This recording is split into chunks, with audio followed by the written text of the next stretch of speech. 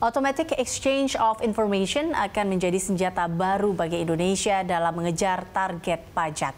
Setelah resmi mengimplementasikan sistem keterbukaan informasi ini sejak akhir September 2018, telah ada 65 negara yang memberikan informasi terkait harta warga negara Indonesia di luar negeri.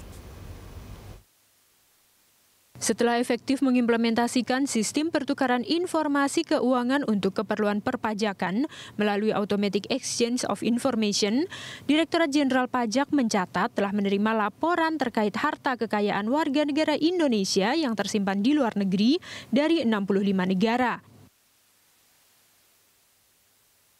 Dirjen Pajak Robert Pakpahan mengatakan pihaknya tengah melakukan penggodokan serta penyisiran atas data-data tersebut, memastikan bahwa proses identifikasi data harta kekayaan tidak dilakukan sembarangan. Ada lebih dari 100 negara yang telah sepakat untuk menerapkan Automatic Exchange of Information.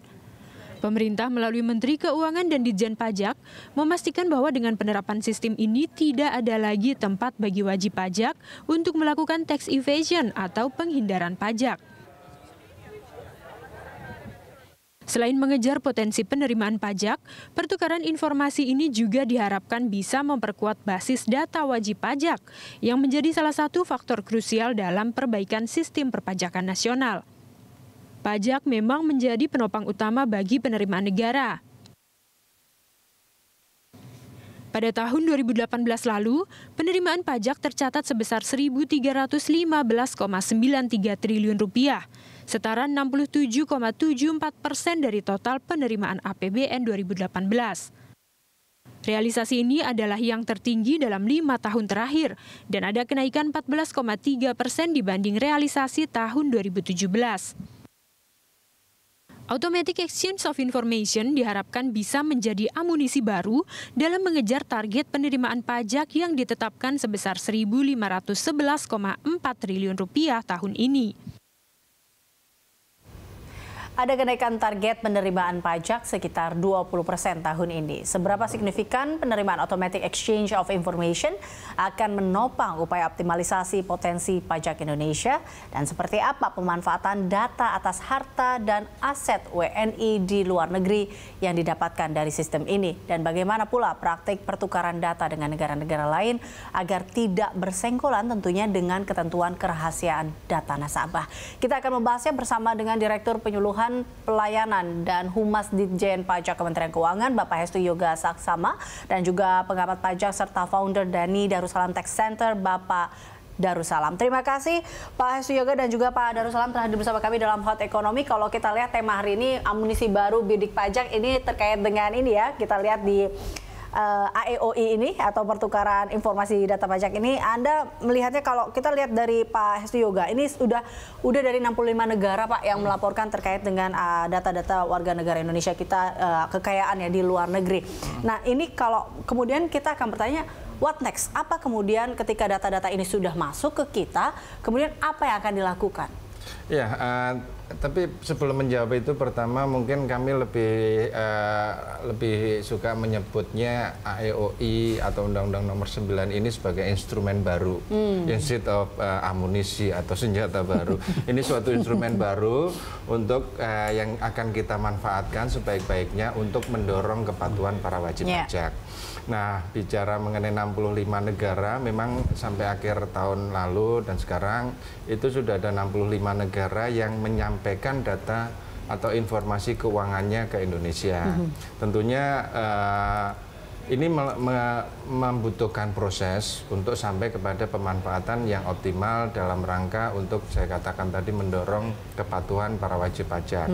Yang pertama tentunya kita terima, kita olah data tersebut. Kita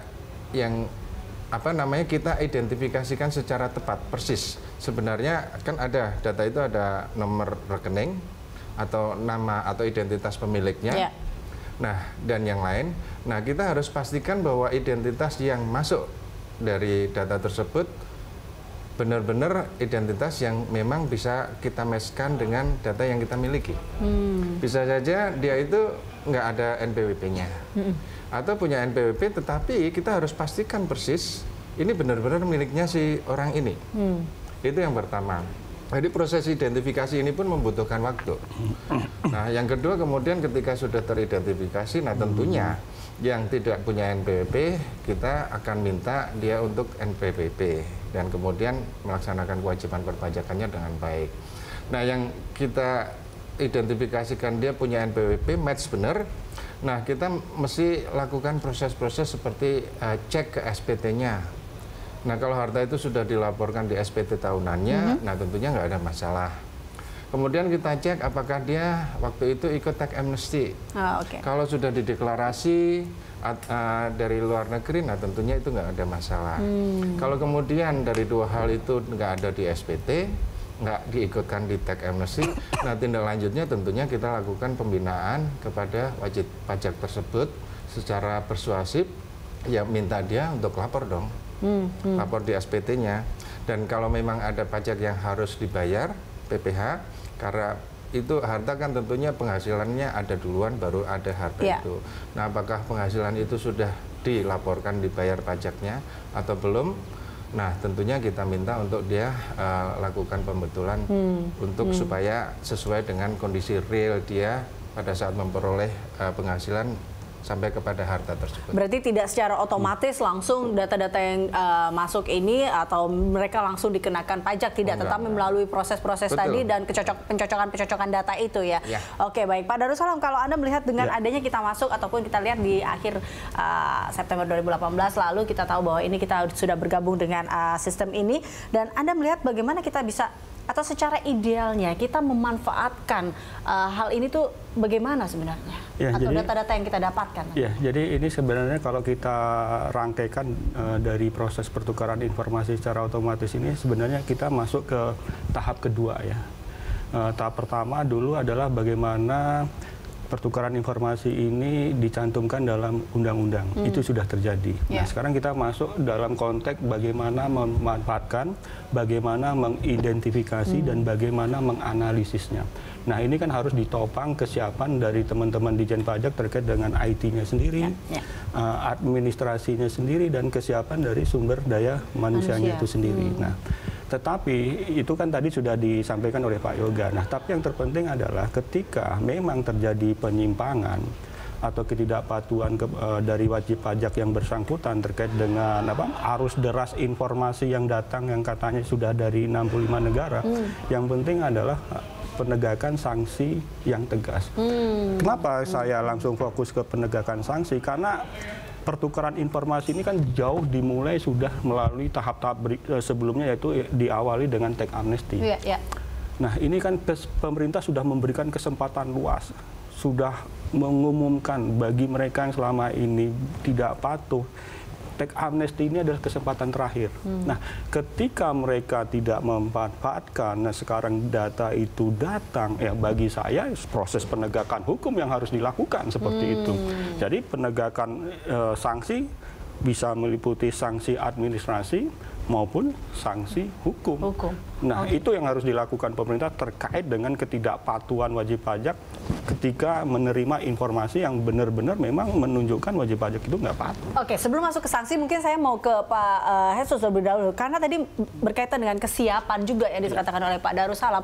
Sejauh ini juga kita kesiapannya sudah seperti apa, Pak? Karena tadi kita juga lihat dari administrasi dan juga SDM. Lagi-lagi SDM ini sangat diperlukan juga untuk hal instrumen ini untuk berjalan lebih baik pastinya. Ya, kalau melihat perjalanan sampai dengan kita terima 65 negara itu, dan kita juga sudah mengirim kepada 54 negara mitra AEOI kita. Artinya sebenarnya itu sudah so far itu sudah berjalan dengan baik. Nah, kemudian ketika pertanyaannya adalah bagaimana setelah data itu diterima, bagaimana kesiapan selanjutnya. Nah, tentunya kita juga sudah memitigasi semuanya secara IT, sudah selesai, tinggal kita manfaatkan. Nah, sekarang kan proses yang terjadi adalah ini masih di kantor pusat, belum sampai kepada KPP untuk di-deliver ke sana untuk dimanfaatkan langsung secara praktikal gitu ya.